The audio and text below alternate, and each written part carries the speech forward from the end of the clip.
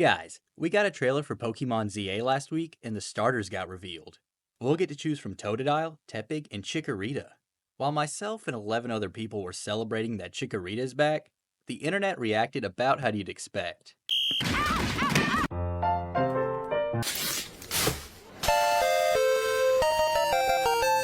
While this is nothing new, as Chikorita has been catching flack for over 20 years, why exactly does Chikorita get so much hate? And is it deserved? Real quick, be sure to like and subscribe, and let's get into it.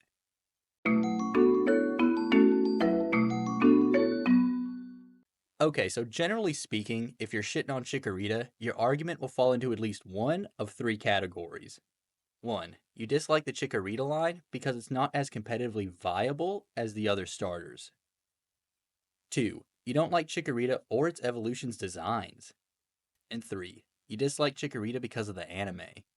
Now that's just the big three. If you got your own reason why you hate Chikorita, like maybe it fucked your girl, be sure to drop a comment down below. And real quick, before we dive into why it's hated, I wanted to give some insight into why I fuck with Chikorita so hard. I just think they're neat. I'm not going to get into the history and current meta of competitive Pokemon, but as far as the Johto games are concerned, the Chikorita line is considered less viable because for whatever reason, the Gen 2 starters never evolve as secondary typing. This isn't really a problem for Cyndaquil and Totodile, but being a grass monotype leaves Chikorita and its evolutions at a huge advantage in terms of type coverage, especially in the Johto region. As a grass type, Chikorita is weak to Bug, Flying, Fire, Ice, and Poison.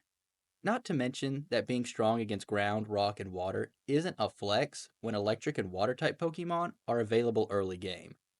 In terms of the Johto League, because of its oddball gym typing, the Chikorita line is weak against 3 gyms and an Elite 4 member. With the first 2 gyms being Flying and Bug specialists, some people say picking Chikorita feels like an uphill battle. But the crazy thing is, that doesn't actually matter. See, the Gen 2 games are too easy as is. At least when you pick Chikorita, you'll be cranking the difficulty up to medium. Plus, there's no doubt Meganium will be getting some sort of regional form or Mega Evolution in ZA. So the future's looking pretty bright. Moving on to the designs, where most people agree Cyndaquil, and especially Totodile, look cooler than Chikorita. While I dig the pair aesthetic, I'd be lying if I said Totodile didn't look cooler than Chikorita. Regardless, I think a big contributing factor why Cyndaquil and Totodile are more visually appealing is they both have sharper, more angular designs with a better sense of color contrast. From Totodile's sharp teeth and scales to Cyndaquil's spiky flames, these designs feel sharper compared to Chikorita, who other than the thorn collar is very round and blobbish.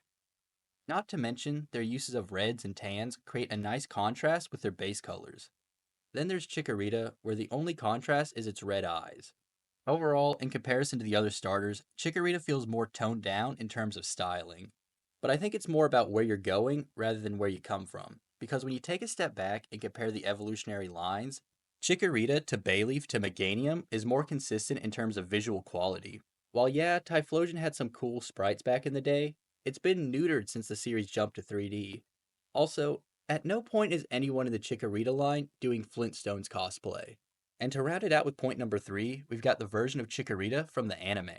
Now, for those of you who weren't watching back in the Gold and Silver days, Ash caught a Chikorita after saving it from Team Rocket in the episode Chikorita Rescue. From the beginning, Chikorita's defining trait was her stubbornness. This boiled over in the episode Chikorita's Big Upset, where Chikorita refuses to swap out for Pikachu, and get this, causes a big upset. Really on the nose naming with these episodes. She ran away, and one mech battle later, everything was fine. Considering this was Ash's first female Pokemon, and her main trait was her stubbornness, Chikorita can come across as a low-key bitch. I'll give you 3 reasons. 1, she's a female. 2, she's not a boy. And 3, and most importantly, she's a girl! It's worth noting she mellows out as a Bayleaf. This is why I think I was able to find several people who said they loved Ash's Chikorita for the same reasons others hated her. After going over why Chikorita is hated, I think we can all agree this unjust persecution has got to stop, and that these criticisms are heavily influenced by people's personal preferences. And that's okay. Whether it's Totodile, Tepig, or Chikorita, I think we can all agree that every Pokemon is someone's favorite, and we shouldn't hate on them. Rather, if there's any starters who deserve hate, it's Snivy and Diddyflosion. I don't care if Snivy is your favorite Pokemon. He looks like a prick, There's no reason Pikachu should have gotten fraud checked by this dude at level 5, and his final evolution looks like one of those fancy dildos from Season 3 of The Boys. Now, I already made the Diddy Flosion joke earlier. Need I say more? Hey, that's my shoulder. What? Right there. It's my fucking shoulder. They cut me from the picture. Nah, but my main grievance is with Snivy. I just included Typhlosion as get back for all the years us Chikorita heads were getting dunked on by fans of this chomo. State of Florida has asked us to disclose our sexual crimes to you. We were bad, but now we're good. We're moving into your neighborhood. So in conclusion, I'd hit Snivy with my car.